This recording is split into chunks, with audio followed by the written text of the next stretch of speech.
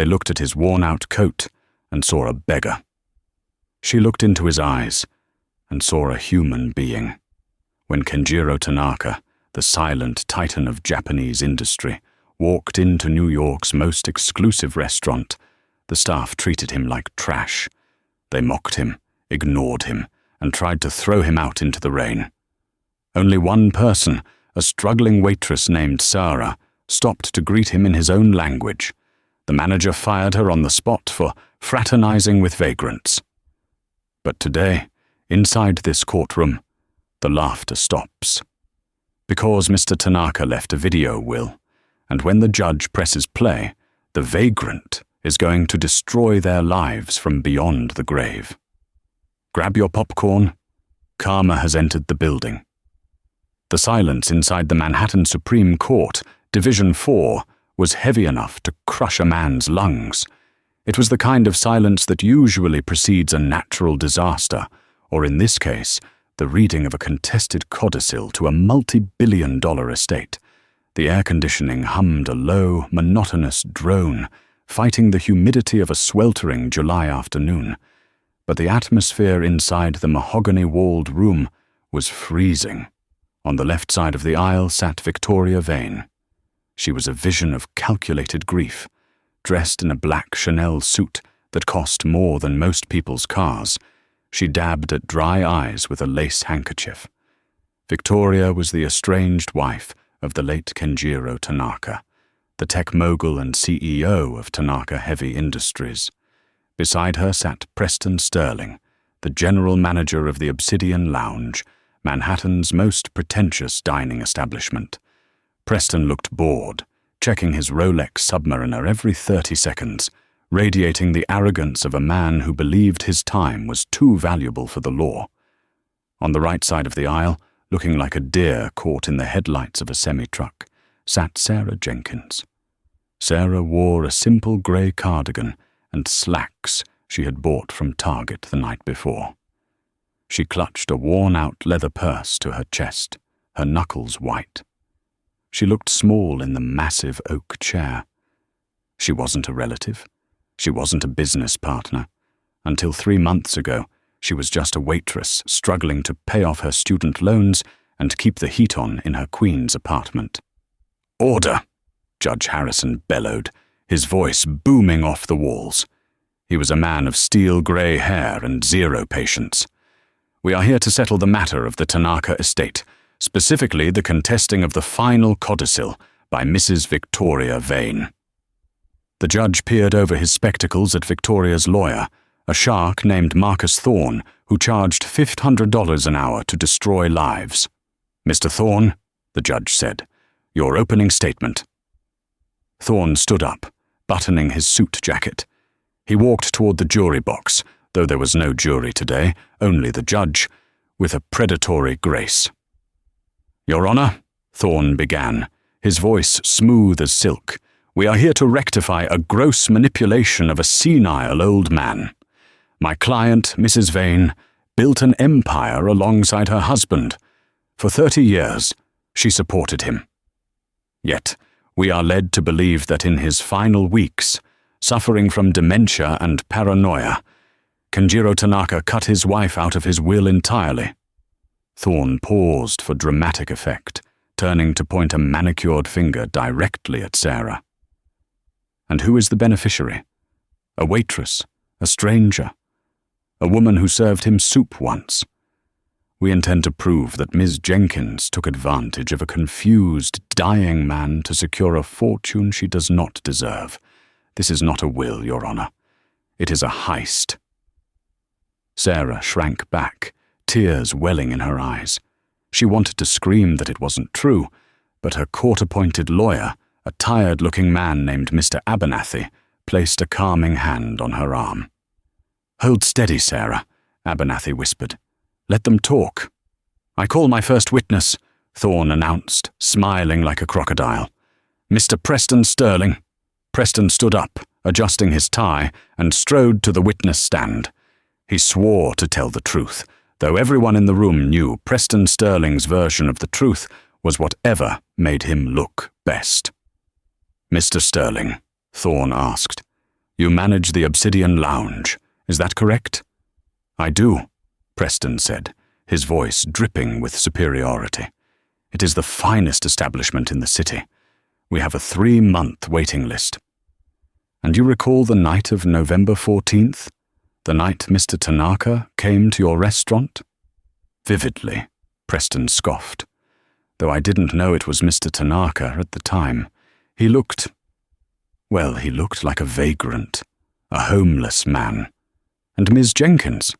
She was my employee, Preston said, shooting a look of disgust toward Sarah. A subpar one at that, always too chatty with the clientele. That night she broke protocol. She ignored the VIP guests to fawn over this disheveled man. I believe she knew who he was. I believe she targeted him. Targeted him? Thorne raised an eyebrow. Absolutely. Preston lied effortlessly. She's a gold digger, plain and simple. She saw a weak old man and sank her claws in. I tried to protect the integrity of my restaurant, but she undermined me. I had to fire her for her insubordination. Victoria Vane nodded from her seat, looking vindicated. Judge Harrison scribbled something on his notepad. Mr. Abernathy? Cross-examination? Sarah's lawyer stood up slowly. He didn't look like a shark. He looked like a basset hound. He shuffled his papers and walked toward the podium. Mr. Sterling, Abernathy said, his voice raspy. You say Mr. Tanaka looked like a vagrant? He was wearing a tattered raincoat and soaking wet, Preston replied. He didn't fit the dress code. I see. And the dress code is more important than basic human decency? We run a business, not a shelter, Preston snapped. Is it true, Mr. Sterling, Abernathy asked, looking over his glasses, that you instructed your security to physically remove Mr. Tanaka before Ms. Jenkins intervened? Preston hesitated. I asked him to leave. He was disturbing the guests. Which guests? All of them. We have the security footage, Mr. Sterling, Abernathy said quietly. The room went dead silent. Preston's face drained of colour. Victoria Vane stopped dabbing her eyes and froze. We have the internal security tapes from the Obsidian Lounge from the night of November 14th, Abernathy continued, recovered by Mr. Tanaka's personal security team, who were monitoring him from a distance. Would you like to see what really happened? Or would you like to amend your statement about Ms. Jenkins being a gold digger? Preston swallowed hard. He looked at Thorne, but the lawyer was busy staring at his papers, realizing he might have walked into a trap. Play the tape, Judge Harrison ordered. The lights in the courtroom dimmed. A large screen descended from the ceiling. Sarah closed her eyes. She didn't want to relive that night, the night she lost her job, but found her destiny. The flashback hit the screen with the grainy quality of CCTV footage, but the audio was crystal clear. It was a Tuesday in November, one of those miserable New York nights where the rain didn't fall down so much as it attacked you from the side. The Obsidian Lounge was a fortress of warmth and golden light against the storm. Inside, the elite of Manhattan clinked crystal glasses and laughed about mergers and acquisitions. The camera angle showed the grand entrance. The heavy oak doors swung open, bringing a gust of wind and rain into the pristine foyer. Enter Kenjiro Tanaka. He didn't look like a billionaire. He didn't look like the man who invented the microprocessors powering half the room's phones. He looked like a ghost. He was wearing a faded trench coat that was 3 sizes too big, a flat cap pulled low over his eyes, and old sneakers that squelched on the marble floor. He was shivering. At the host stand stood Preston Sterling. On the screen, Preston's disdain was visible even in low resolution. He looked up from his reservation book, saw the wet old man, and immediately stepped out from behind the podium, blocking the way. "Help you?" Preston said. It wasn't a question. It was a challenge. I would like a table, Tanaka said softly. His English was heavily accented, his voice frail. Just for one. Something warm to eat. We are fully booked, Preston lied instantly. The camera clearly showed several empty tables in the background. Please, Tanaka said, his hand trembling as he reached into his pocket. I have money. It is very cold. I said we are full, Preston snapped, stepping closer, looming over the smaller man. And quite frankly, you are dripping on my Italian marble. This is a private establishment, not a soup kitchen. Get out. But I made a reservation, Tanaka whispered, under the name Ken. I don't care if you made a reservation under the name of the Pope, Preston hissed. Look at you. You're a mess. You're scaring the clientele. Leave now, or I call the police to drag you out. In the background of the video, other staff members, waiters in crisp white tuxedos, watched and snickered. One busboy pointed and laughed. No one moved to help. It was a display of pure, unadulterated cruelty. Then, from the left side of the frame, Sarah entered. She was carrying a tray of empty martini glasses. She stopped dead when she saw what was happening.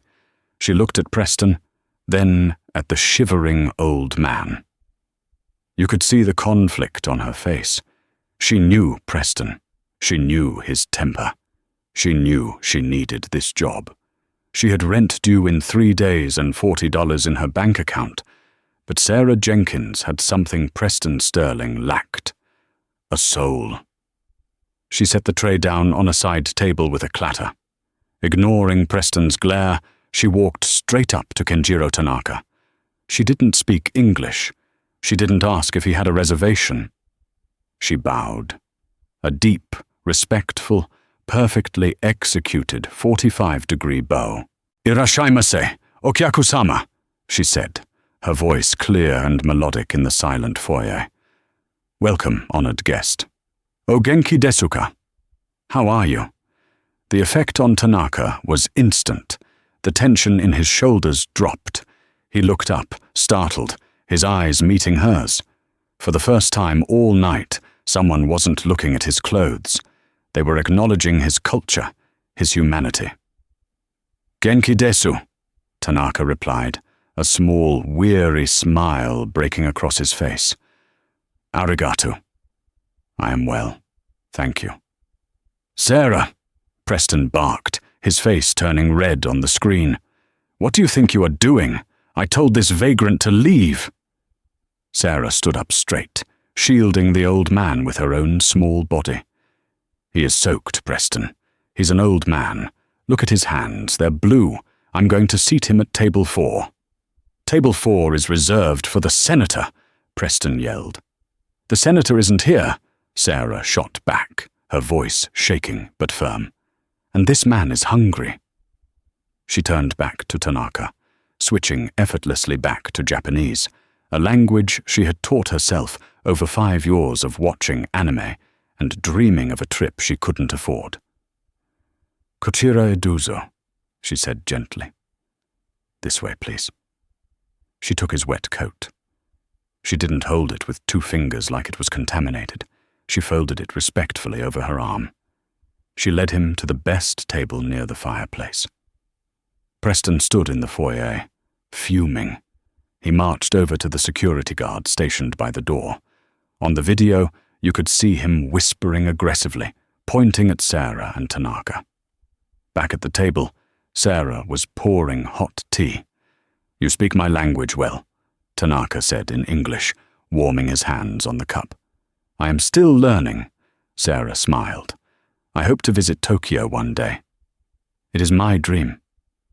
"Dreams are good," Tanaka said, his eyes scanning the room, noticing the hostile stares from the other staff. "But sometimes, reality is hard. Are you not afraid of your boss? He seems angry." "He's always angry," Sarah sighed. "But my grandmother taught me that you never turn away someone who is cold and hungry. If I lose my job for being kind, then I don't want the job. It was a prophetic statement. 5 minutes later, as Tanaka was taking his first spoon of miso soup, Preston arrived at the table with 2 large security guards. "That is enough," Preston sneered. He slammed his hand on the table, making the silverware jump. "The show is over. Sarah, get your things. You're fired. Get out of my restaurant, and take your trash with you." He pointed at Tanaka. Sarah looked at Preston, tears springing to her eyes. "You can't be serious. Over a bowl of soup?" "For insubordination," Preston yelled, causing the whole restaurant to go quiet. "Now get out before I have you both thrown into the street." Tanaka slowly placed his spoon down. He didn't look at Preston. He looked at Sarah. "I am sorry," Tanaka said softly. "I have caused you trouble." "No." Sarah wiped her face, taking off her apron and throwing it onto the table. "You didn't cause this." "He did." She turned to Preston. "I'm leaving. But you should know, you're a small, cruel man, Preston. And one day, this is going to come back to you." Sarah offered her arm to Tanaka. "Come on, sir. Let's go. There's a diner around the corner. It's not fancy, but the coffee is hot and they treat people like human beings." Together, the waitress and the billionaire walked out of the Obsidian Lounge. The screen in the courtroom went black. For a long moment, no one breathed. Then, Judge Harrison leaned forward, his eyes locked on Preston Sterling. "Mr. Sterling," the judge said, his voice dangerously low, "did you just testify under oath that Ms. Jenkins targeted a weak old man? Because it looked to me like she was the only one protecting him from you." Preston pulled at his collar. "Your Honor, the video, it lacks context. I was protecting the business atmosphere." "The context," Mr. Abernathy interrupted, standing up, "is that the man you kicked out was worth $12 billion, and he was wearing a hidden camera." A collective gasp ripped through the courtroom. "Hidden camera!" Victoria Vane screeched. "What hidden camera?" Abernathy smiled, a sad, tired smile. "Mr. Tanaka was dying, Mrs. Vane. He knew he had weeks left. He wanted to see who in his life actually cared about him, and who only cared about his wallet. So he ran a test. He visited his factories, his friends, and yes, his favorite restaurants, in disguise. He recorded everything." Abernathy picked up a small silver flash drive from his desk. "That was just the security footage," Abernathy said. "This drive contains Mr. Tanaka's personal recording from that night. And more importantly, it contains the video will he recorded the very next morning. Would you like to hear what he had to say about you, Mrs. Vane? And you, Mr. Sterling?" The colour drained from Victoria's face so fast she looked like a corpse. Preston slumped in his chair, realizing that the vagrant he had humiliated held the axe that was about to fall on his neck. "Play it," Judge Harrison ordered. The courtroom was suspended in a state of suffocating anticipation. Judge Harrison gestured to the court clerk, who plugged the silver flash drive into the primary media console. "This file is labeled Evidence B, the Diner," Mr. Abernathy stated, his voice devoid of triumph, carrying only a heavy, solemn weight. "It was recorded immediately after Ms. Jenkins and Mr. Tanaka were ejected from the Obsidian Lounge." The large screen flickered. The perspective changed. Unlike the sterile, wide-angle view of the restaurant's security camera, this footage was intimate. It was shaky, recorded from a lens no larger than a pinhead, hidden inside the second button of Kenjiro Tanaka's tattered raincoat. The angle was lower, looking up at the world, mimicking the posture of a man beaten down by life. First, there was the sound. The audio was raw and visceral, the relentless drumming of rain against fabric, the splash of tires on wet asphalt, and the ragged, shallow breathing of Tanaka himself. Then a voice cut through the noise. "Watch your step here, sir. The curb is broken." It was Sarah. On the screen, her arm was looped through his. The camera bobbed as they walked. She wasn't dragging him. She was supporting him, taking the brunt of the wind. "I am fine." Tanaka's voice vibrated through the recording, captured by the microphone taped to his chest. "You do not need to do this. You have lost your employment because of me." "Jobs come and go," Sarah's voice replied, close and warm. "But catching pneumonia is serious. We're almost there. Jerry's diner. It smells like old grease. But Jerry makes a chicken pot pie that can cure a broken heart." The camera moved from the dark, rain-slicked street into a burst of fluorescent light. The audio profile shifted from the roar of the storm to the clinking of heavy ceramic mugs and the sizzle of a flat-top grill. The footage stabilized as Tanaka sat down. The lens was now pointed across a Formica table, chipped at the edges, directly at Sarah. Under the harsh diner lights, she looked exhausted. Her mascara was slightly smudged from the rain, and her hair was plastered to her forehead. Yet, she was smiling. It wasn't a polite customer service smile. It was genuine. A waitress in a pink uniform approached. "What can I get you, hun?" "The usual?" "2 chicken pot pies, please, Brenda," Sarah said. "And 2 coffees. Decaf for my friend here. He's had a rough night." "Coming right up." The camera held steady on Sarah. She reached into her purse, the same worn leather purse she clutched now in the courtroom, and pulled out a crumpled $10 bill and a handful of quarters. She counted them out on the table. "I have money," Tanaka said. "Put it away," Sarah commanded gently. "My treat. Consider it a severance package from the universe." In the courtroom, Preston Sterling shifted uncomfortably in his seat. He looked at the screen, seeing the woman he had called a gold digger, counting out quarters to feed a stranger. "Why?" Tanaka asked in the video. "Why are you kind to me? You do not know me. I am just a dirty old man who ruined your night." Sarah leaned forward, her face filling the frame. Her eyes were green, piercing and honest. "My dad used to say that everyone is fighting a battle you know nothing about," Sarah said softly. "When I saw you standing there, shivering, you looked like my grandfather before he passed. He had Alzheimer's. He used to wander off sometimes. People would yell at him, call him names. It broke my heart every time." She paused, looking down at her hands. "I couldn't save my grandpa," she whispered. "But I could get you a cup of tea. It's not much, but it's what I could do." The camera recorded a long silence.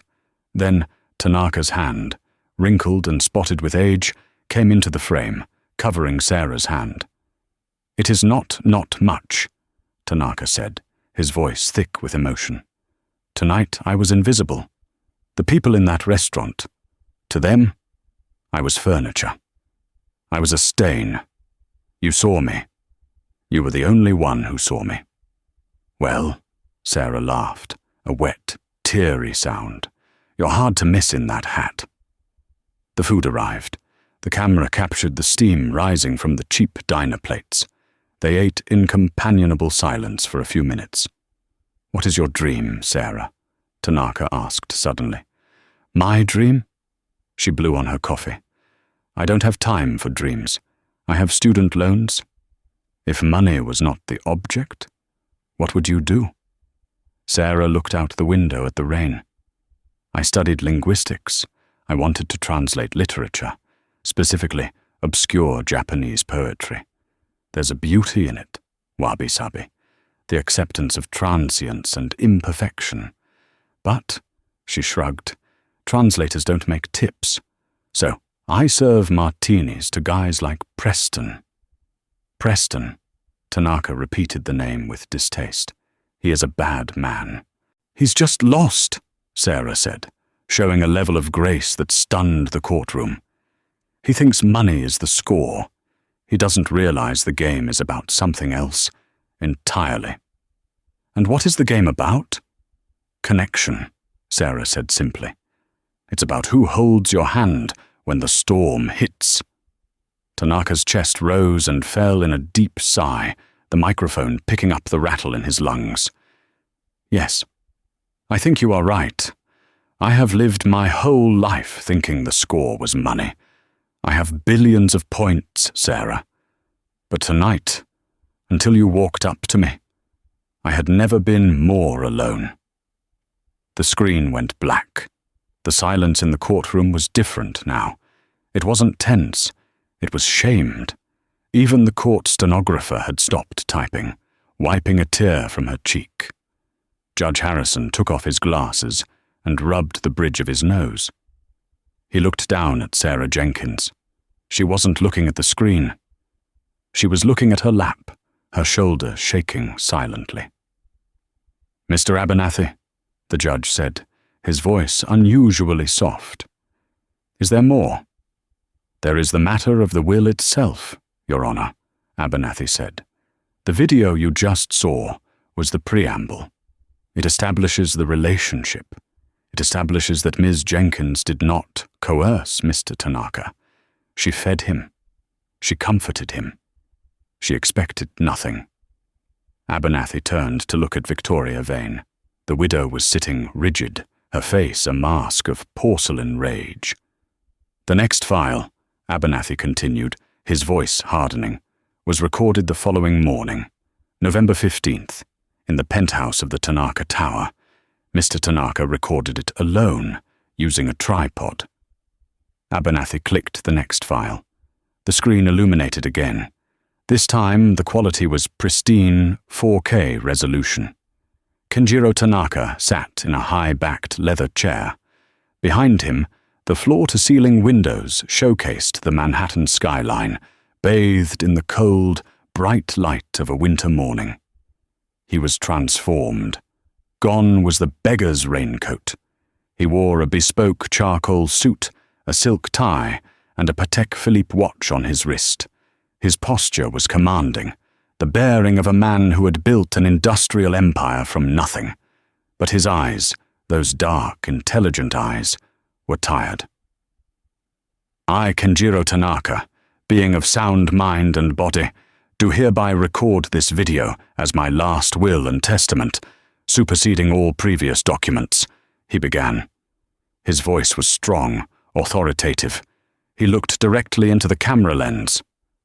"I know what you are doing right now, Victoria," Tanaka said. In the courtroom, Victoria Vane gasped. It was as if he was in the room, staring through her soul. "You are sitting in court," the video Tanaka continued, a sardonic half-smile playing on his lips. "You are wearing black, you are crying, and you are holding the hand of your lawyer, arguing that I was senile, that I was crazy, that I didn't know what I was doing." Tanaka leaned forward. "I have never been more sane, Victoria, but I was heartbroken. For 30 years I thought we were partners, but as I grew sick, as the dementia diagnosis came, a diagnosis you celebrated because it gave you power of attorney, I saw the truth. You didn't love me. You loved the shadow I cast, the shadow that covered you in diamonds." Your Honor, Marcus Thorne, Victoria's lawyer, jumped up. "Objection! This is hearsay. These are the ramblings of a paranoiac." "Sit down, Mr. Thorne," Judge Harrison roared, slamming his gavel with enough force to crack the wood. "The man is testifying from the grave. You will let him speak." Thorne sank back down, defeated. On the screen, Tanaka held up a document. "This is a report from my private investigator," Tanaka said. "It details your affair with Mr. Thorne, your lawyer." The courtroom erupted. Thorne went pale. Victoria froze, her hand dropping from his arm as if he were on fire. "I knew," Tanaka said calmly. "I knew for 2 years, but I stayed. I stayed because I was afraid to be alone. I was afraid that without my money, without my wife, I was nothing. So I devised a test, the beggar's test. I went to my friends, I went to my board members, and yes, I came to you, Victoria. The video cut to a shaky phone recording inserted into the main frame. It showed the front gate of a massive Hamptons estate, the Vane Tanaka residence. The timestamp was November 14th, 4:00 p.m., just hours before the restaurant incident. In the shaky footage, Tanaka, dressed in his rags, was buzzing the intercom. "Victoria, it is Kenjiro, please. I locked myself out. I am cold." Victoria's voice crackled over the intercom. "Get away from the gate. Kenjiro is in the city. If you ring this buzzer again, I'm calling the dogs. I don't give handouts to junkies. It is me, Victoria. Look at the camera. I see a dirty old man." Victoria's voice spat. "Go die in a ditch." The intercom clicked off.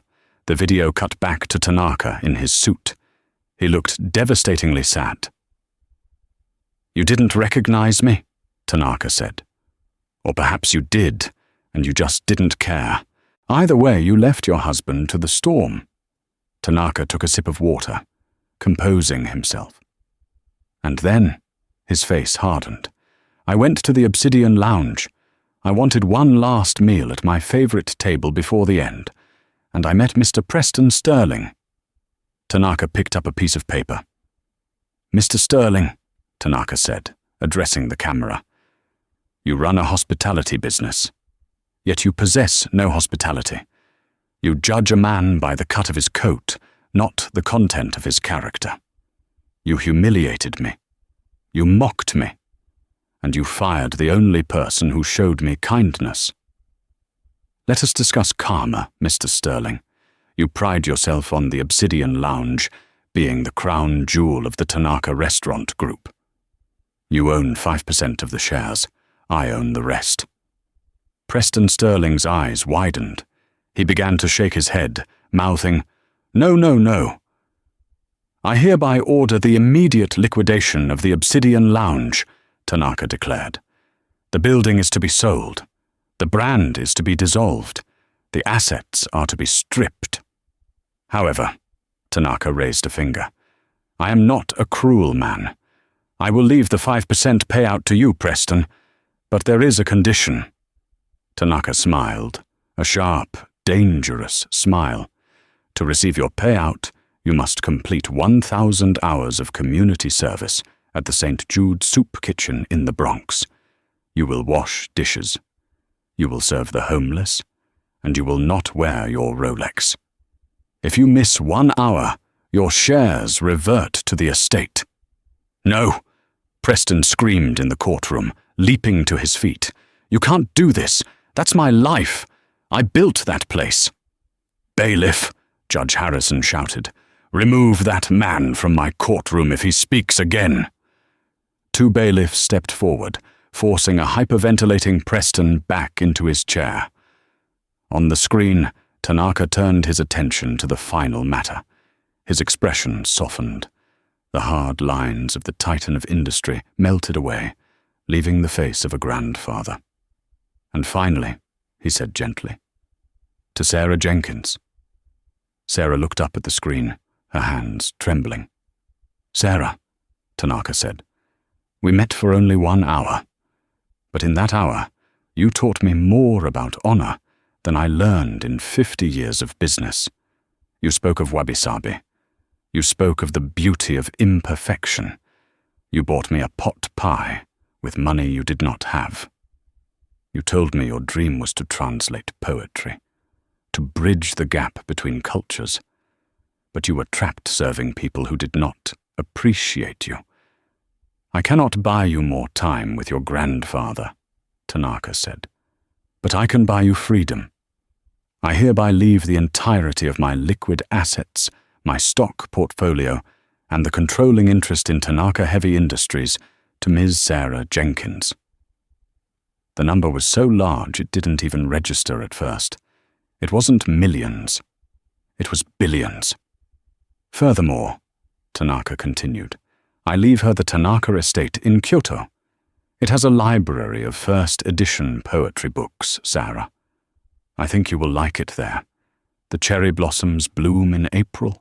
It is very quiet, perfect for translating. I have only one request, Tanaka said, his voice growing raspy. Don't let the money change you. Stay kind. Keep seeing the people that others ignore. That is your true wealth. To my wife, Victoria, Tanaka added, his voice turning to ice. I leave you the Hamptons house, and the legal fees you will incur defending yourself against the fraud charges my lawyers are filing this morning regarding the embezzlement of company funds. Good luck, Victoria. You will need it. Sayonara. The screen went black. The silence that followed was absolute. It was the silence of a vacuum, where all the air had been sucked out of the room. Victoria Vane was staring at the table, her mouth slightly open, her hands shaking uncontrollably. Thorne was furiously texting on his phone, likely trying to move assets before they were frozen. Judge Harrison slowly closed the folder on his desk. He looked like a man who had just witnessed a divine intervention. He looked at Sarah. She hadn't moved. She was weeping, her face buried in her hands, her body rocking back and forth. It wasn't tears of joy. It was the overwhelming release of a lifetime of struggle, the shock of being seen, really seen, for the first time. Miss Jenkins, Judge Harrison said, his voice gentle. Sarah looked up, her eyes red. It seems, the judge smiled, that table 4 is yours. The screen had been black for a full minute, yet the presence of Kenjiro Tanaka still loomed in the courtroom, larger and more formidable than he had ever been in life. The silence was not peaceful. It was the paralyzed silence of a predator's den after the alpha has struck. Victoria Vane was the first to break it. It wasn't a sob or a scream of remorse. It was a laugh, a sharp, jagged sound that scraped against the mahogany walls. She stood up, smoothing the wrinkles in her skirt, her face struggling to maintain the mask of the grieving widow, though the porcelain was now visibly cracked. Well, Victoria said, her voice trembling with a mixture of rage and feigned amusement. That was quite a performance, a very impressive deepfake, I must say. She turned to the gallery, addressing the few reporters who had snuck into the back row. My husband was mentally compromised, she announced, her voice rising in pitch. He has clearly been manipulated by technology experts hired by her. She pointed a manicured finger at Sarah, who was still huddled in her chair, weeping silently. This is digital ventriloquism. It is a fraud. I will have this video analyzed by every expert in the country. Sit down, Mrs. Vane, Judge Harrison warned, his voice low and dangerous. I will not sit down, Victoria shrieked, the mask finally shattering completely. She spun on her lawyer. Marcus, do something. Tell them. Tell them Kenjiro didn't know how to use a tripod. Tell them he was senile. Marcus Thorne, usually the shark of the courtroom, didn't stand up. He did not object. In fact, he was slowly inching his chair away from her. He was staring at his tablet, his face pale, reading a notification that had just come through. Marcus, Victoria hissed. Mrs. Vane, Thorne said, his voice barely a whisper. The video. It wasn't just sent to the court. What? The email timestamp. Thorne swallowed hard. It was sent to the district attorney's office, and the SEC, and the FBI. Victoria froze. And, Thorne continued, looking up at her with the eyes of a man watching a ship sink. It included the forensic accounting files, the transfers you made from the pension fund to your Cayman accounts. It's all there, Victoria. Every cent. Before Victoria could process the magnitude of the betrayal, the double doors at the back of the courtroom swung open with a heavy thud. The room turned. 3 officers from the NYPD's white-collar crime division marched in, followed by 2 federal agents in windbreakers. They didn't look at Sarah. They didn't look at the judge. They walked straight down the center aisle, the sound of their boots echoing like gunshots. They stopped in front of Victoria Vane. "Victoria Vane," the lead officer said, his voice devoid of emotion, "you are under arrest for grand larceny, wire fraud, and the embezzlement of corporate funds." "No," Victoria whispered, backing away until her legs hit the table. "No, this is a mistake. I am Mrs. Kenjiro Tanaka. You can't touch me." "Turn around and place your hands behind your back," the officer commanded, pulling a pair of heavy steel handcuffs from his belt. "Marcus!" she screamed, flailing as the officer grabbed her wrist. "Stop them! I pay you millions! Fix this!" Marcus Thorne closed his briefcase. He stood up, adjusted his tie, and looked at his client. "I can't represent you in a criminal federal case, Victoria. It's a conflict of interest, especially since I've just been named as a co-conspirator in the unsealed indictment." Thorne looked at the agents. "I am cooperating fully. I have my files ready." Victoria let out a primal scream as the cuffs clicked shut, a sound of finality that rang through the room. The woman who had sneered at a billionaire for wearing a wet coat was now being dragged out of the courtroom, her Chanel suit bunching up awkwardly, her dignity stripped away completely. As the commotion with Victoria faded into the hallway, a small, pathetic shuffling sound drew the room's attention to the other side of the aisle. Preston Sterling was trying to leave. He had gathered his coat and was attempting to slink toward the side exit, trying to make himself invisible. A supreme irony for a man who lived to be seen. "Mr. Sterling," Judge Harrison's voice boomed from the bench. "Where do you think you are going?" Preston froze, his hand on the doorknob. He turned slowly. He looked smaller than Sarah had ever seen him. The arrogance that usually pumped through his veins had been replaced by pure terror. I have a lunch service to manage, Your Honor," Preston stammered, sweat beading on his forehead. If the ownership is changing, I need to prepare the staff." "The ownership has already changed," Judge Harrison said, leaning over the bench. "And according to the terms of the will, which I am validating effective immediately, your employment is terminated." "Your Honor, please!" Preston stepped forward, his hands clasped in a pleading gesture. "The soup kitchen. Surely Mr. Tanaka was joking. I can't work in a soup kitchen. I have a bad back. I have allergies. I am a sommelier, not a dishwasher." The judge smiled, but there was no warmth in it. It was the smile of a man who enjoyed seeing the scales of justice balance out. "Mr. Tanaka was very specific, Mr. Sterling. 1,000 hours. St. Jude's is a fine establishment. They serve a lot of people who are cold and hungry, people like the man you threw out into the rain." "I can't do it," Preston whined, his voice cracking. "I'll be a laughingstock. My reputation—" "Your reputation is already gone, son," the judge said, picking up his gavel. "You have a choice. You can fulfill the terms of the bequest to receive your payout, or you can walk away with nothing. But be warned, the executor of the estate will be monitoring your hours. If you are 1 minute late, if you are rude to a single homeless person, you lose the money." Preston looked at Sarah.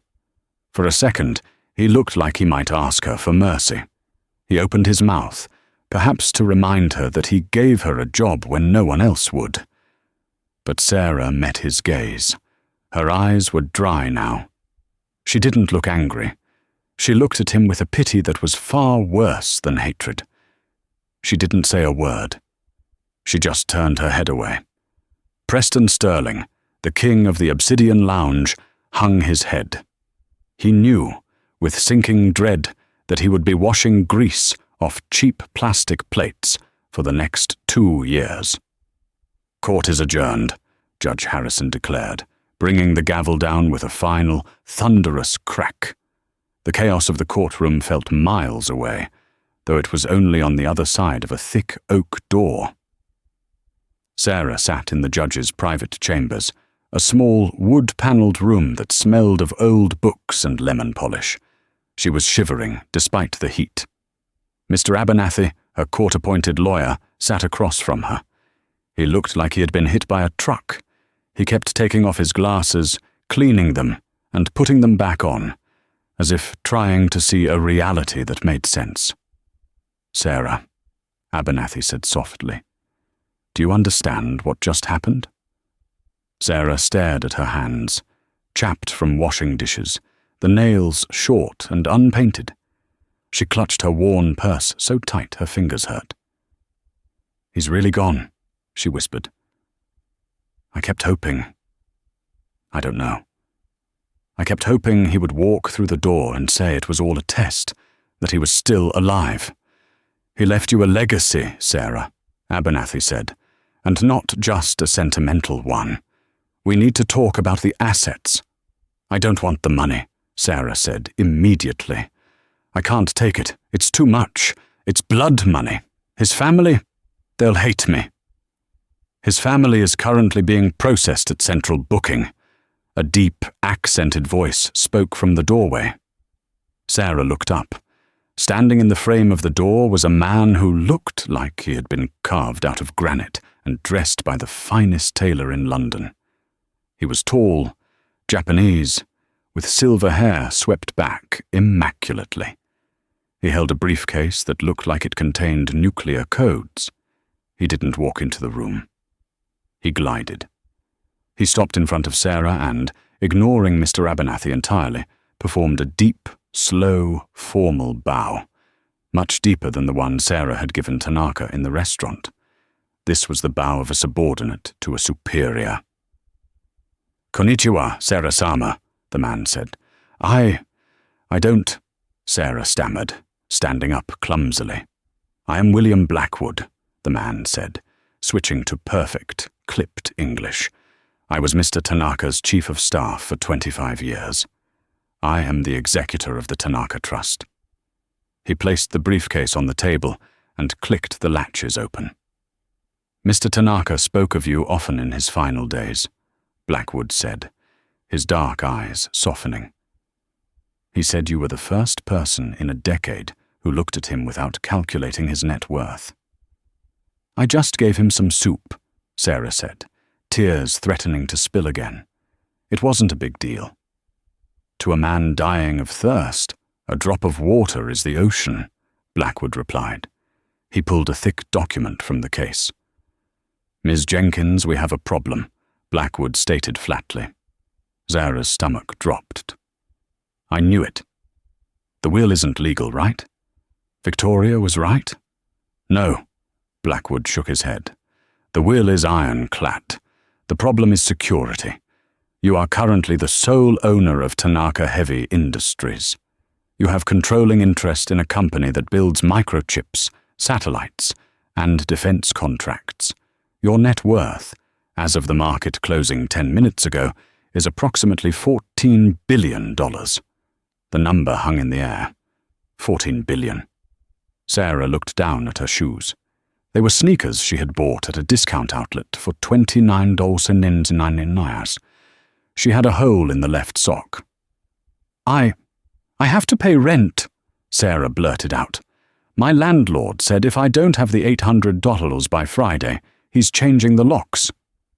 Mr. Abernathy let out a choked sound that might have been a laugh or a sob. Blackwood didn't blink.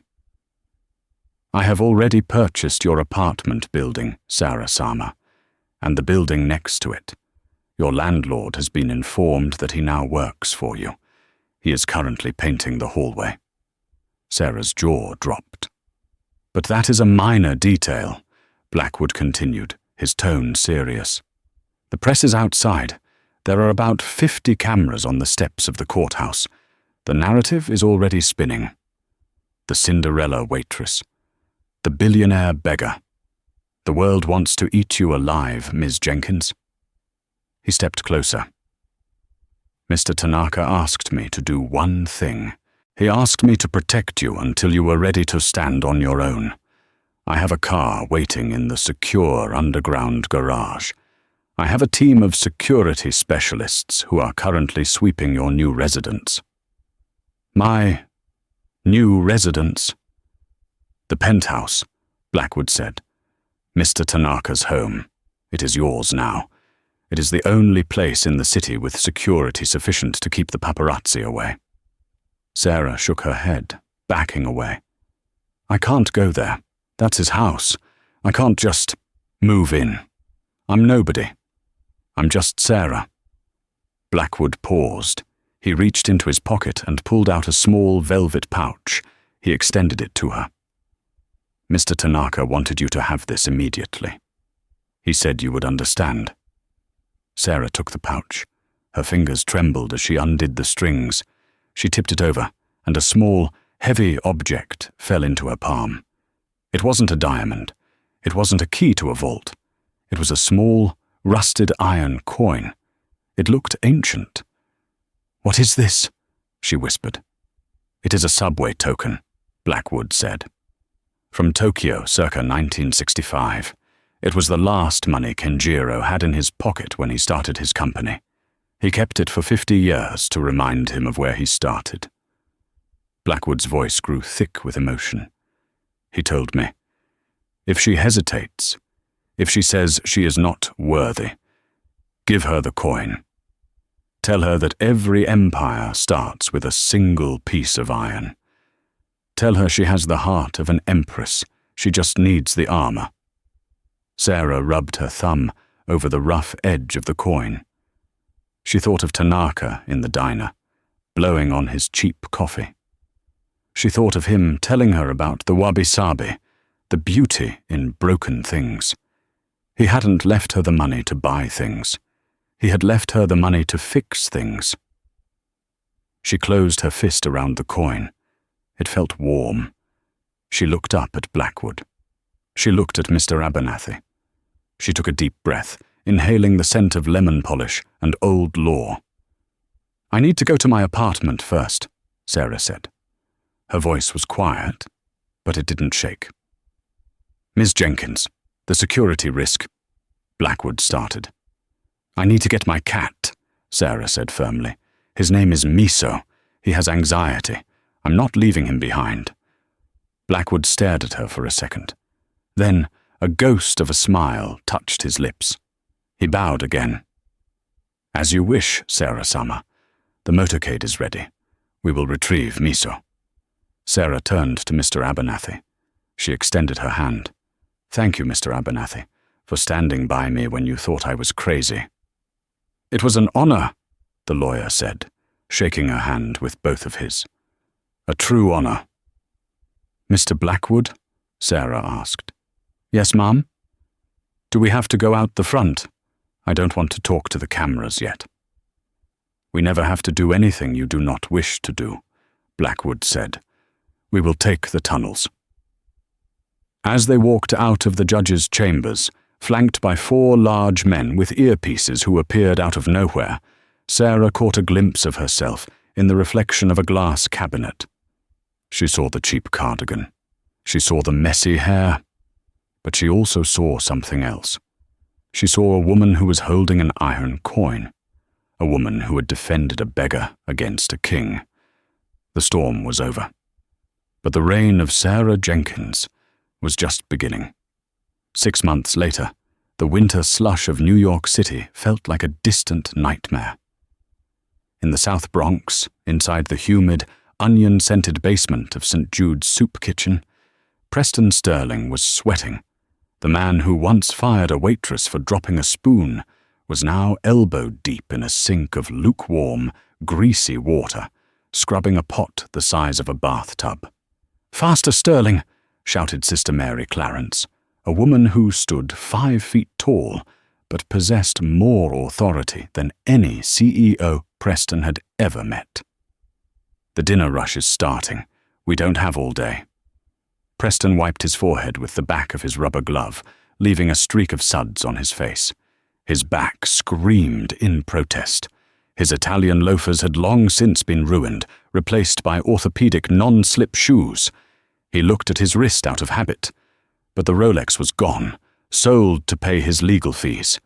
In its place was a tan line, a ghost of his former life. He grabbed a stack of trays and marched to the serving line.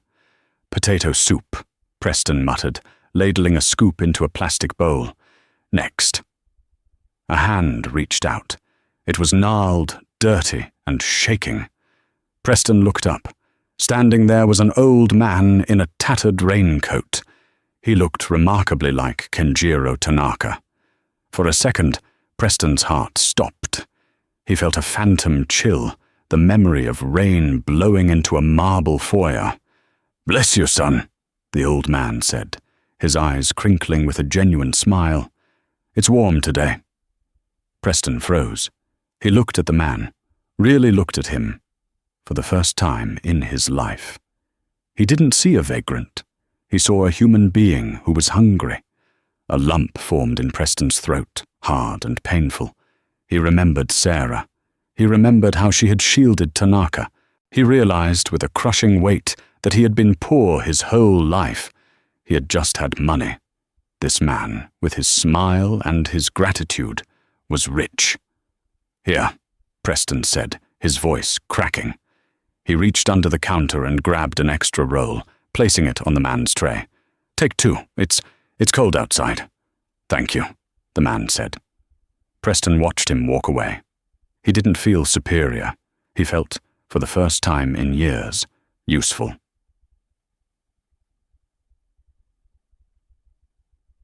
4,000 miles away, the wind was different. It carried the scent of pine and ancient stone. Sarah Jenkins sat on the wooden veranda of the Tanaka estate in Kyoto. The garden before her was a masterpiece of discipline and nature, moss-covered rocks, a koi pond that reflected the sky, and a single massive weeping cherry tree that was just beginning to shed its petals. Miso, her orange tabby cat, was asleep on a silk cushion next to her, purring rhythmically. Sarah wore a simple linen dress. Her hair was loose. The tension that had defined her face for years, the worry about rent, the fear of her manager, the exhaustion, was gone. In its place was a quiet serenity. On the low table in front of her lay a stack of old, leather-bound books and a notebook filled with her handwriting. She was translating the poems of Basho, just as she had told Tanaka she wanted to do. The old pond, a frog jumps in. Sound of water. "It is a good translation," a deep voice said. Sarah smiled and turned. William Blackwood stood in the doorway, holding a ceramic tea set. He had traded his sharp London suits for a more relaxed, though still impeccable, linen jacket. He had stayed on, not just as the executor, but as her guide. "It's difficult," Sarah said, tapping her pen on the paper, capturing the silence between the words. "That's where the meaning is." "Mr. Tanaka would agree," Blackwood said, placing the tea down. "He always said the most important things are the ones left unsaid." Sarah picked up the tea. She looked out at the cherry blossoms drifting in the wind, landing softly on the water. Transience, she thought. Nothing lasts, not pain, not empires. Only kindness echoes. She reached into her pocket and pulled out the iron subway token. She carried it everywhere. It was rough against her thumb, a grounding weight. "Do you think he knew?" Sarah asked softly. "Do you think he knew I could handle this? Sometimes I feel like a fraud. I'm just a waitress who got lucky." Blackwood sat down across from her. "Sarah-sama," he said gently. He didn't leave his legacy to a waitress. He left it to the woman who stood up when everyone else sat down. He didn't need a business partner. He needed a heart to guard his life's work. You are not a fraud. You are the guardian. Sarah looked at the token, then at the garden. She thought of Victoria Vane, currently sitting in a federal holding cell, awaiting trial without a single friend in the world to take her call. She thought of Preston, learning humility one soup bowl at a time. And she thought of Kenjiro Tanaka, shivering in the rain. "I'm going to open the gardens," Sarah said suddenly. Blackwood raised an eyebrow. The private gardens, they have been closed to the public for 100 years. I know, Sarah said, standing up and walking to the edge of the veranda, but they are too beautiful to keep to myself. I want to open them on Sundays, for everyone, no entry fee, and I want to set up a tea station by the gate. She turned to Blackwood, her green eyes bright. Free tea, she said, and hot soup in the winter, for anyone who walks by, no dress code, no reservations. Blackwood stared at her for a long moment. Then, a genuine smile broke across his stoic face. He bowed his head. A very wise decision, Sarah-sama. Mr. Tanaka would be very pleased. Sarah looked back at the cherry tree. A single petal fell, dancing on the wind before landing on the surface of the pond, creating a ripple that spread outward, touching everything in its path. Just like a single act of kindness. And that is how the arrogance of a few was shattered by the kindness of one. Preston Sterling and Victoria Vane learned the hard way that you can be draped in diamonds and still be spiritually bankrupt, just as you can wear rags and possess the heart of a king. Kenjiro Tanaka didn't just leave Sarah money, he left her a responsibility. He proved that the true measure of a person isn't written in their bank account, but in how they treat those who can do absolutely nothing for them. Sarah didn't save a billionaire that night. She saved a human being. And in doing so, she saved herself. If this story touched your heart, please hit that like button. It helps us share these important lessons with more people. And I have a question for you. If you were given the iron coin and Sarah's fortune, what is the first act of kindness you would do? Let me know in the comments below. I read every single one. Don't forget to subscribe and turn on the notification bell so you never miss a story that feeds the soul. Remember, you never know who you're talking to, so always be kind. Thanks for watching, and see you in the next video.